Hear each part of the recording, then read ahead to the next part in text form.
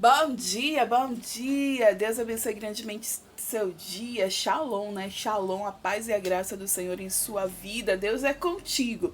Deus ama você e Ele quer o melhor para a sua vida. Amém?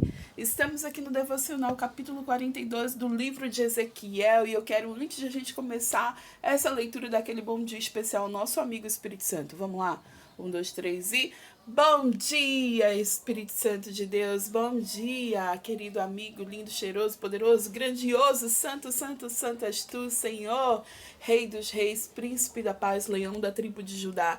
Tu és, Senhor, aquele que era, aquele que é e aquele que há de vir, o dono dos nossos dias. Obrigada, papai, por tantas coisas, Senhor, por nos abençoar, por nos proteger, por nos fortalecer, por nos amar. Obrigada, Deus, pela tua palavra. Santifica-nos, ó Deus, na tua palavra. Em nome de Jesus, ensina-nos, Pai, nos dá discernimento espiritual, que possamos ler, Senhor, não ler por ler, mas ter entendimento real da tua mensagem para as nossas vidas hoje, em nome de Jesus. Amém? Glória a Deus. Então, capítulo 42 do livro de Ezequiel, a gente vai começar aqui. Eu já tô vendo que continua, ó, porque tá falando sobre o quarto dos sacerdotes. É sobre, lembra o templo? Ezequiel tá tendo uma visão de Deus, né? Uma visão sobrenatural sobre o novo templo. E Deus está dando detalhes do templo para Ezequiel. E essa parte de Ezequiel é muito difícil de entender para os teólogos mesmo, né? Então imagine para mim, para você. Mas podemos, né? E já pedimos ajuda ao Espírito Santo para que nos dê discernimento, porque não se sabe bem se está falando sobre Jesus Cristo, sobre um novo templo, mas Deus está dando muitos detalhes. Porque assim, acabou de ser destruído o templo em Jerusalém, Deus está falando de um novo templo, sabe, detalhes de altura, de largura, de espessura, como vai ser. E aqui no capítulo 42 eu já estou vendo aqui, ó, os quartos dos sacerdotes. Então vamos lá. Depois disso, o homem conduziu-me para o lado norte, para o pátio externo, e levou-me aos quartos opostos ao pátio do templo e o muro externo do lado norte. O prédio cuja porta dava para o norte tinha 50 metros de comprimento e 25 metros de largura. Tanto na seção que ficava a 10 metros de distância no pátio interno, quanto na seção oposta ao piso do pátio externo, havia uma galeria frente à outra nos 3 andares.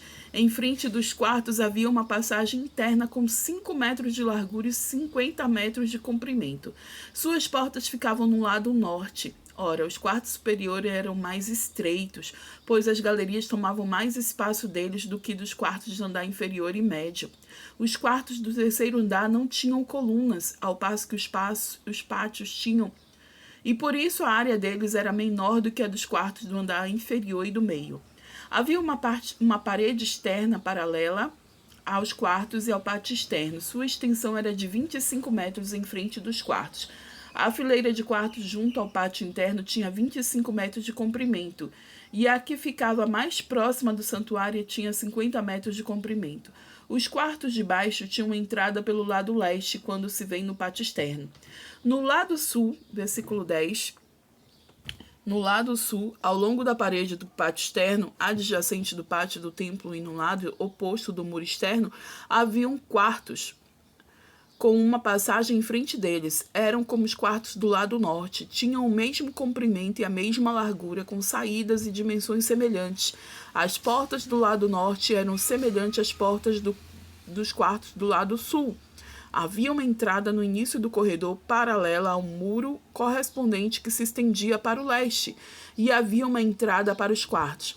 Depois o homem me disse: os quartos do norte e do sul que dão para o pátio do templo são os quartos em que os sacerdotes que se aproximam do Senhor comerão e guardarão as ofertas santíssimas, isto é, as ofertas de cereal, as ofertas pelo pecado e as ofertas pela culpa, pois o local é santo.